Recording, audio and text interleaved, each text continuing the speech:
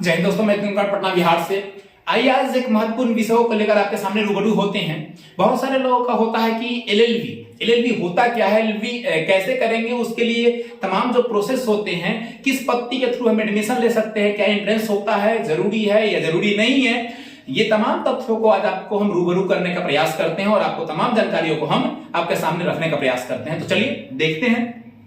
चलिए तो आज चर्चा करते हैं एलएलबी के बारे में। एलएलबी क्यों करना जरूरी है और एलएलबी का क्या क्या सिलेबस है, कौन लोग कर सकते हैं, इसकी एलिजिबिलिटियां क्या है, कितने मार्क्स चाहिए और यूनिवर्सिटियां जो किस तरह का सिलेक्शन करती है, आइए तमाम चीजों की जानकारी आपको बताने का प्रयास करते हैं। एलएलबी दो मेथड से की जा सकती है। एक आफ्टर 12, यानी अगर आप इंटरमीडिएट के एग्जाम पास हुए हैं, चाहे वो साइंस हो, आर्ट्स हो, कॉमर्स हो, कोई भी रहे स्ट्रीम, उससे कोई मतलब नहीं है, तो आप 5 ईयर का एलएलबी कर सकते हैं। अगर आपने ग्रेजुएशन पास किया है, ग्रेजुएशन में आपका बीए हो सकता है, बीएससी होता है, बीकॉम हो सकता है, आप बीटेक भी किए हुए हो सकते हैं, मतलब आपको स्नातक की डिग्री होनी चाहिए, उसके आधार पर आप एलएलबी करते हैं। तो एलएलबी 3 इयर्स का होता है। अब इन 3 इयर्स या 5 इयर्स में आप एडमिशन ले सकते हैं। एडमिशन लेने का क्राइटेरिया क्या होता है, मेथड क्या होता है, आइए इन मेथडों की चर्चा करते हैं। तो आप एडमिशन लेने के लिए 3 प्रोसेस से एडमिशन ले सकते हैं। एक होता है क्लैट के थ्रू आप जो सेंट्रल गवर्नमेंट की जो टॉप यूनिवर्सिटियां हैं उसमें आप एडमिशन ले सकते हैं। सीयूटी के तहत भी जो यूनिवर्सिटियां होती है एक साथ कंबाइंड टेस्ट करवाती है और उसमें रैंक के अकॉर्डिंग जितनी अच्छी रैंक आपके आती है, रैंक के अकॉर्डिंग आपको कॉलेज प्रोवाइड किया जाता है। गवर्नमेंट और अंत में जो बचा वो प्राइवेट सेक्टर में भी आप जा सकते हैं, प्राइवेट जो कॉलेजेस होते हैं उसमें भी आप एडमिशन कर सकते हैं। और तीसरी जो होती है वो एंट्रेंस एग्जाम। एंट्रेंस एग्जाम जो होती है वो एक पर्टिकुलर कोई यूनिवर्सिटी अपना करवाती है, कॉलेजेस अपना करवाती है, वो अपने ही सिर्फ जितना उसका सीट होता है उसी के अकॉर्डिंग बच्चों की एडमिशन लेती है। क्योंकि क्लैट और सीयूटी के थ्रू पूरी यूनिवर्सिटियों का एक ग्रुप है जो कि एडमिशन एग्जाम लेता है और एग्जाम के थ्रू रैंक के आधार पर कॉलेज डिस्ट्रीब्यूट किए जाते हैं बच्चों को। अब इसके बाद देखिए जो भी आफ्टर 12 यानी इंटर के बाद जो बच्चे एलएलबी में एडमिशन लेंगे उन्हें बी एलएलबी कर सकते हैं। अगर जो बीएससी एलएलबी ले सकते हैं, बीकॉम एलएलबी ले सकते हैं। ये आफ्टर 12 के बाद है, जो 5 इयर्स का होता है। ये कोर्स 5 इयर चलेगी। और जो आफ्टर ग्रेजुएशन के बाद, ग्रेजुएशन में उनका जो भी रहे, बीए रहे, बीएससी रहे, बीकॉम रहे और बीटेक रहे, कोई भी रहे, उसके थ्रू जो लेंगे वो एलएलबी कहलाएगी। ये 3 इयर्स का कोर्स होगा। ये जो होगा 3 इयर्स का होगा। ये 3 इयर्स और 5 इयर्स में कोई अंतर नहीं है। हाँ, आप इंटर पे कर रहे हैं तो आपका साल का तो बचत नहीं है। 1 लाख का 2 साल का हो गया, 3 साल का एलएलबी हो गया, 5 ईयर हो गया।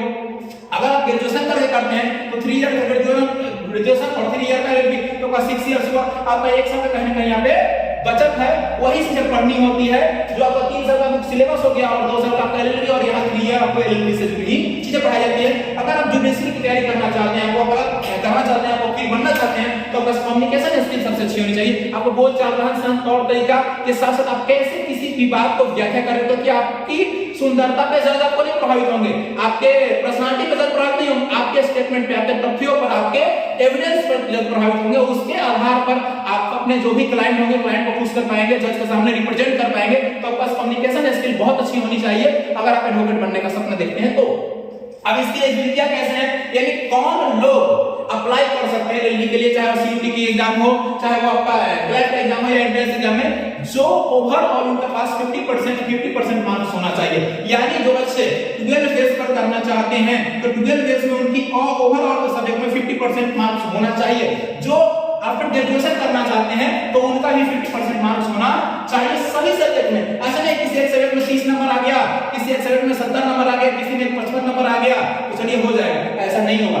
आपको सब में 50 प्लस चाहिए। अब 30 एक में है तो आप नहीं अप्लाई कर सकते हैं, आपको मतलब योग्यता से आपको बाहर कर दी जाएगी, यानी आपके पास योग्यता नहीं होगी। आपको ओवरऑल 50% चाहिए। अब इसका सिलेबस क्या होता है, सिलेबस में आपको इंग्लिश पूछे जाएंगे, इंग्लिश से प्रश्न पूछे जाएंगे, आपको करंट अफेयर्स से क्वेश्चन पूछे जाएंगे, आपको इंग्लिश लैंग्वेज में ही जीके जीएस से क्वेश्चन पूछे जाएंगे, रीजनिंग मैथ वगैरह से क्वेश्चन पूछे जाएंगे। जीके में खास करके आपका संविधान से ज्यादातर क्वेश्चन होते हैं, पॉलिटिक्स से ज्यादातर क्वेश्चन होते हैं, धारा सेक्शन अनुच्छेद वगैरह ये सब चीजें आपको पूछी जाती हैं। तो इन सब चीजों का ध्यान रखना होता है। जो तैयारी करना चाहते हैं उनको ये सब चीजों की पकड़ बनानी पड़ेगी। और सिलेबस 12 तक भी होते हैं, 12 तक ही ज्यादा होते हैं सिलेबस। जो आपको साइंस वगैरह आर्ट्स वगैरह जो पढ़े हैं उसके अकॉर्डिंग होते हैं, लेकिन साइड से आपको संविधान वगैरह, आपको आरपीसी एफपीसी, आपको ये कॉन्स्टिट्यूशन से जुड़े हुए चीजों को जानना पड़ेगा, आपको संविधान से जुड़े हुए चीजों को जानना पड़ेगा, आपको हिस्ट्री वगैरह का ज्ञान रखना पड़ेगा। ये तमाम चीजों को रख के आप अच्छे से तैयारी कर सकते हैं और आप क्लैट या सीयूटी या एंट्रेंस एग्जाम के बाद एलएलबी निकाल सकते हैं।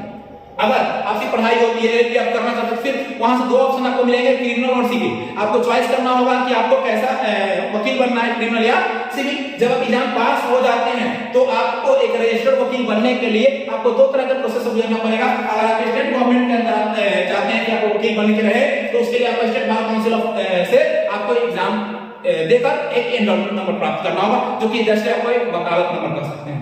स्टेट गवर्नमेंट का एक एनरोलमेंट नंबर आपको प्राप्त करना पड़ेगा। अगर आप सेंट्रल गवर्नमेंट यानी ऑल इंडिया बार काउंसिल से AIBE यानी ऑल इंडिया बार काउंसिल का एग्जाम देकर आप ऑल इंडिया बार काउंसिल से आप अपना एनरोलमेंट नंबर प्राप्त कर सकते हैं। ये इसलिए जरूरी होता है क्योंकि अगर आप बहस करना चाहते हैं, आप कोर्ट पर्सन का काम करना चाहते हैं, अपनी सेवा देना चाहते हैं, तो आपके पास रजिस्ट्रेशन होना चाहिए और उसके लिए आपको स्टेट गवर्नमेंट के बार काउंसिल से या फिर सेंट्रल गवर्नमेंट के बार काउंसिल से आपको नंबर होना जरूरी है। या फिर बहुत सारे ऐसे एग्जाम होते हैं जो कि एडवोकेट से जुड़े हुए, वकालत से जुड़े हुए होते हैं, तो उसमें एलिजिबिलिटी होती है कि आप वकील होने चाहिए, आपके पास एलएलबी या बीएलएलबी की डिग्री होनी चाहिए। तो वैसे उस फॉर्म को भरने के लिए आपके पास एनरोलमेंट नंबर होना जरूरी है बार काउंसिल ऑफ इंडिया से। ये तमाम चीजें थी जिसके आधार पर एक वकील बनने के लिए जो योग्यता आप रखते हैं, अगर ये तमाम योग्यताएं आपके पास है तो आप एक एडवोकेट बन सकते हैं। आप इस एग्जाम को क्वालिफाइड कीजिए और पढ़ाई कीजिए और इससे आप एक वकील बन सकते हैं। इसलिए कुछ कुछ प्रमुख बुक होती है, जैसे देखिए सीआरपीसी की बुक है, जनरल प्रिंसिपल कॉन्ट्रैक्ट एक्ट का है, लीगल लैंग्वेज की थ्योरी है, ये भी लैंग्वेज की है, और ये आपका आईपीसी हो गया, भारतीय संविधान हो गया, और इसमें आपके तमाम सेक्शन वगैरह हैं जो कि आपराधिक मामलों को लेकर इसमें सारी चीजें दी गई हैं। ये तमाम पुस्तकें हैं जो कि आपके लिए जरूरी है, जो कि आपको एग्जाम के बाद और एग्जाम से पहले भी की आईपीसी सीआरपीसी की आवश्यकता पड़ेगी, आपको कॉन्स्टिट्यूशन की जरूरत पड़ेगी, एंट्रेंस एग्जाम वगैरह में भी ये सब चीजें हैं जो कि आपको काफी हद तक सपोर्ट करेगी। अगर आप एलएलबी का एग्जाम क्रैक करना चाहते हैं, आप एक वकील बनना चाहते हैं, तो आप इन तमाम चीजों को फॉलो करें और निश्चित ही वकील बनेंगे। जय हिंद, जय भारत, जय श्री राम।